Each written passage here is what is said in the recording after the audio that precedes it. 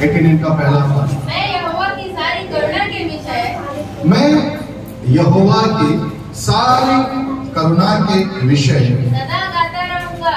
सदा गाता रहूंगा। मैं तेरी सच्चाई पीढ़ी से पीढ़ी तक बताता रहूंगा। पीढ़ी से पीढ़ी तक बताता रहूंगा। ध्यान से सुने वचन का लिखने वाला क्या कहता है। मैं यहोवा की सारी करुणा के विषय में सदा गाता रहूंगा। यानी परमेश्वर ने जितनी उपकार मेरे जीवन में किया है, या जो भी भलाई के काम मेरे लाइफ में हुआ, या मेरे परिवार में हुआ, या मेरे जाति भाइयों के बीच में हुआ, या मेरे समाज में हुआ, जो भी हुआ है, उन सारी करुणा को, उन सारी बातों को मैं क्या करता रहूंगा, सदा बताता रहूंगा।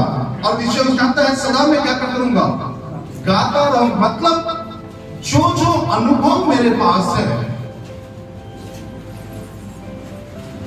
जो जो अनुभव मेरे पास है, या जिन चीजों को परमेश्वर ने मेरे लाइफ में किया है, मैं उसे गीत के तौर पर मैं क्या करता रहूंगा, सदा गाता रहूंगा कहता है। सुनिए, कई बार ऐसा देखा गया है और ऐसा होता है, परमेश्वर हमारे जीवन में बड़े बड़े काम करता है, बड़े बड़े चिन्ह और चमत्कार भी करता है, आश्चर्य कर्म भी होता है। हमारी परिस्थिति उन इस्राएलियों के समान है जो झट क्या हो जाते हैं, भूल जाते हैं, उसके उपकारों को भूल जाते हैं, उसकी करुणा को भूल जाते हैं हम लोग कई बार। मेरे प्रिय, ध्यान से सुनिए और समझने की प्रयास कीजिए। परमेश्वर आपको और मुझको इसलिए बुलाया है कि हम उसके यश का गीत गाते रहे, उसकी प्रशंसा करते रहे। मैं प्रभु को धन्यवाद देता हूं उस गीत का लिखने वाले के लिए।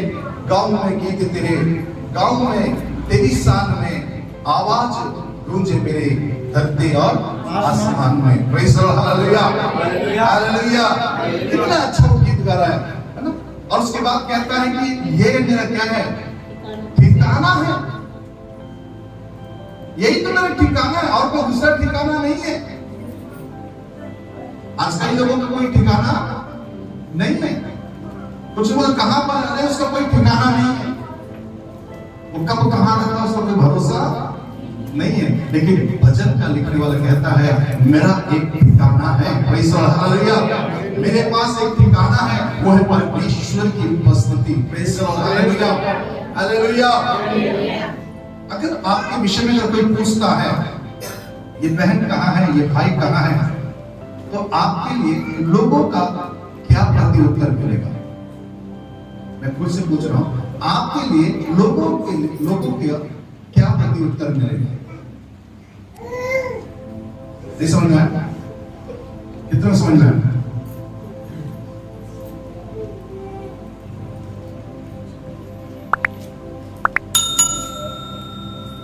अगर किसी से पूछो ये फलाना भाई कहां है, तो परिवार के लोग बोलते हैं कि पास्टर जी उसका कोई ठिकाना नहीं रहता है, कब आता है कब जाता है। कुछ लोगों का ठिकाना है,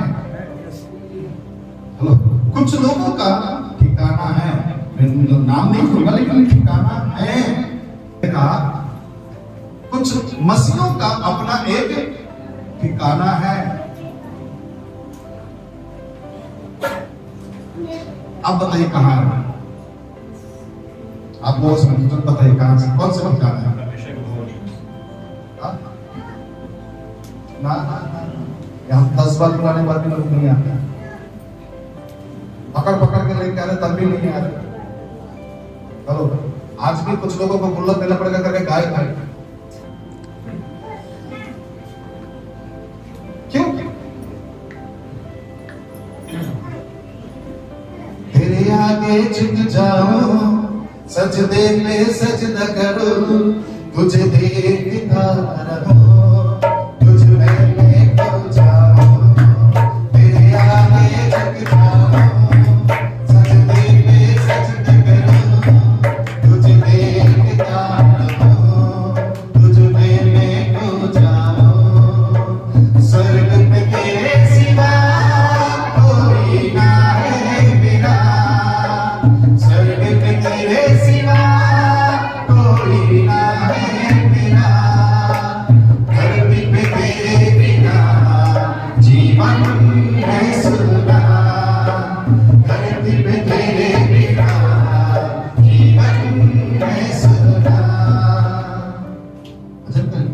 कहता है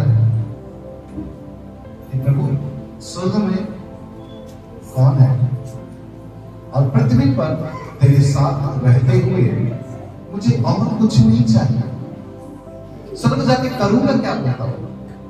क्या कह रहा है? स्वर्ग जाकर करूंगा क्या? क्योंकि स्वर्ग तो नहीं है, तो फिर वो स्वर्ग भी क्या है? कोई काम का नहीं है। आपको मालूम है कि परमेश्वर स्वर्ग को भी पवित्र नहीं कहता है, स्वर्ग को भी वो पवित्र नहीं कहता है। स्वर्ग उसकी दृष्टि में पवित्र नहीं है। और मैं आपसे कहना चाहता हूं, कुछ लोगों का ठिकाना अगर मैं पूछूं पर्सनली, बुरा नहीं लगे आपको, तो कुछ लोगों को पूछे क्या ठिकाना है, पांडेल के पास मिल जाएगा, वो उसका ठिकाना है। कहाँ मिलेगा? अरे कुछ नहीं, वो चौक के पास वो मिलेगा, क्योंकि वहां ही दिन भर गपशप करके बैठा रहता है, उसका ठिकाना है। कहाँ मिलेगा? वो पड़ोसी के घर पे मिलेगा, क्योंकि वो अपने घर पे कम, पड़ोसी के घर पे ज्यादा रहता है, वो उसका ठिकाना है। कुछ लोग कहाँ उसका ठिकाना? बोले नहीं, संडे सुबह कहीं और नहीं मिलेगा, ये मटन की दुकान और चिकन की दुकान में मिलेगा, ये उसका ठिकाना है। कहाँ है ठिकाना? कहाँ है ठिकाना? Hello praise the Lord, hallelujah. कहाँ है? कुछ लोग बोले क्या ठिकाना है तेरा? बोले नहीं, मेरा ठिकाना तो मेरा तो उधर ही है। बोले कहाँ है? कुछ लोग का ठिकाना कहाँ है बोलने से कहीं और दिखते नहीं है वो। Praise the Lord, hallelujah, hallelujah. ध्यान से सुनना, बहन ने कहा 91 हमारा ठिकाना है। 91 का पहला पद हमारा क्या है? ठिकाना है। क्या लिखा है 91 का पहला पद में? जो परम प्रधान की छाया के स्थान में बैठा रहे, वह सर्वशक्तिमान की छाया में ठिकाना पाएगा। मैं इसीलिए कहता हूं, जो यहां टिकेगा वो वहां दिखेगा, जो यहां नहीं टिकेगा वो वहां भी नहीं दिखेगा। क्योंकि आपको टिकने का एक ही जगह है, वो परमेश्वर का भवन। अगर आप परमेश्वर के भवन में नहीं टिक सकते तो दुनिया में कहीं पर भी आप क्या नहीं कर सकते हैं? टिक नहीं सकते। अगर दुनिया में कहीं अच्छे जगह पर टिक भी गए ना, तो वहां पर आपका कोई ठिकाना नहीं है। भजन का लिखने वाला कहता, अब आपके उस करुणा का, यानी तुमने जो करुणा मेरे ऊपर किया है, उसके विषय में मैं सदा क्या करता रहूंगा? गाता रहूंगा। गाऊं मैं गीत तेरे, गाऊं तेरी शान में, आवाज गूंजे मेरी धरती और आसमान में। गाऊं मैं गीत तेरे, गाऊं तेरी शान में, आवाज गूंजे मेरी धरती और आसमान में। तेरे दम से है ये दुनिया और कुछ भी जानना, तेरे दम से है ये दुनिया और कुछ भी जानना। मतलब किसके दम पर टिका है दुनिया? अरे जिसके दम पर आप टिके हो उसी को आप दिखाओगे। जिसके दम पर टिके हो उसी से मुंह चुराओगे। जिसके दम पर टिके हो, हेलो प्रेज द लॉर्ड, उसी से भागते फिरोगे। वचन का लिखने वाला कहता है, तेरे यश का मैं गीत सदा गाता रहूंगा, तेरे करुणा का गीत मैं गाता रहूंगा, जो तूने मेरे ऊपर किया है। और मैं आपको बता दूं, सच बताऊं, आज लोगों को बढ़ चढ़कर चर्च में आना चाहिए था, क्योंकि साल का अंतिम महीने में प्रवेश कर चुके हैं और हमारे पास केवल उसकी साल को खत्म होने के लिए 4 सप्ताह ही क्या है बचे हुए हैं उसकी आराधना करने के लिए। और मैं आपसे कहना चाहूँ, आप सोच रहे हैं मैं बचकर भाग रहा हूँ, आप बचकर भाग नहीं रहे हैं, आप अपने आप को फंसा रहे हैं।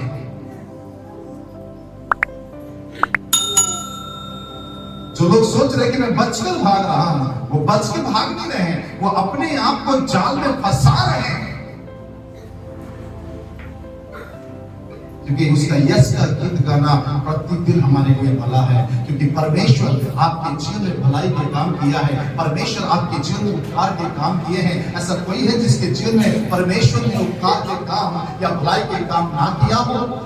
सबके जीवन में किया है। पूरा सप्ताह वो काम करता है, संडे आकर उसकी आराधना करने का, उसके यस का गीत गाने का समय मिलता है आपको। इसलिए वचन का लिखने वाला कहता है, मैं यहोवा की सारी करुणा के विषय में सदा गाता रहूंगा।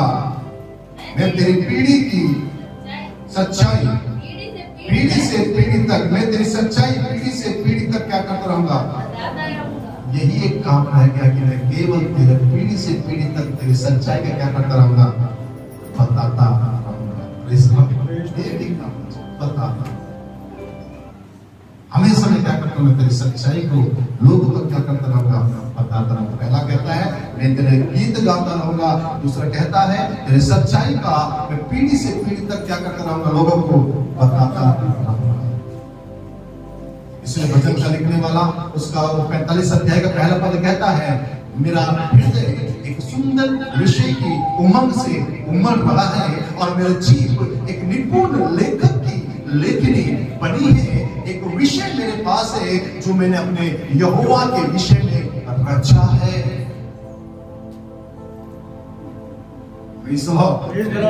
हालेलुया। याद रखिए,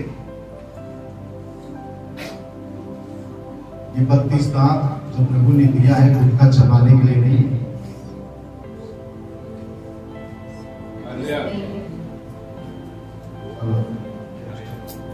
ये होठ दांत छिपाने के लिए दिया है, तंबाकू को छिपाने के लिए नहीं दिया।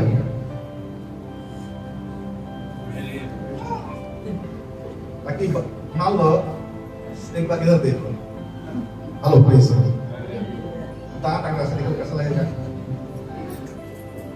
कैसा लगेगा, अच्छा लगता है। तो इसको छिपाने के लिए दोनों के ऊपर और नीचे के लिप्स को उसको दिया है ताकि हमेशा क्या रहे, छिपे रहे, और उनमें कोई ऐसी चीज आप उससे करके ही दिया। तो हम लोग उसको क्या छिपा रहे हैं उसके बीच में?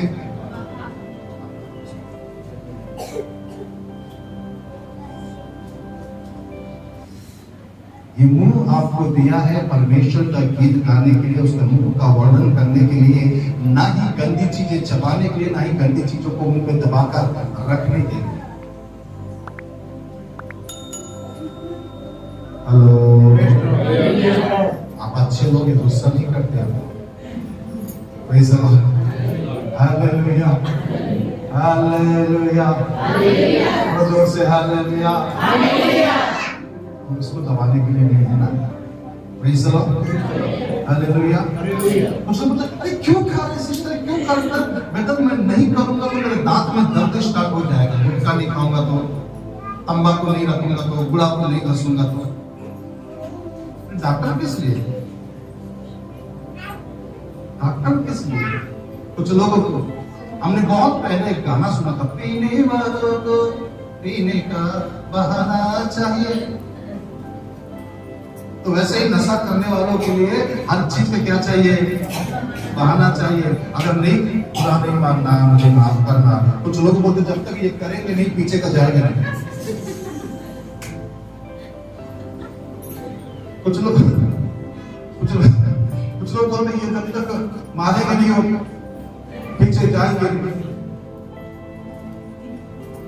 कुछ लोग जब तक इसको दबा के रखकर बैठेंगे नहीं, पता नहीं यहाँ से पावर वहां तक कैसा क्या समझ गया।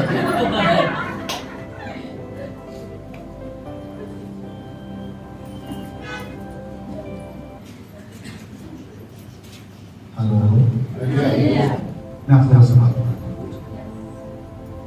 छोड़ दीजिए, साल खत्म होने वाली है। एक और नए साल में कुछ दिनों के बाद, कुछ हफ्तों के बाद आप प्रवेश करेंगे। कब तक पुराने जिंदगी में जियोगे? आओ परमेश्वर की महिमा करो हम लोगों के साथ, आओ मिलकर हम उसके नाम का प्रचार करेंगे। हालेलुया। आप सबों को आशीष दे। God bless you. याद रखना, उसके यश का गीत गाते रहना, उसकी सच्चाई का प्रचार पीढ़ी से पीढ़ी तक करते रहना है। Praise the Lord, hallelujah. प्रभु आशीष दे आपको।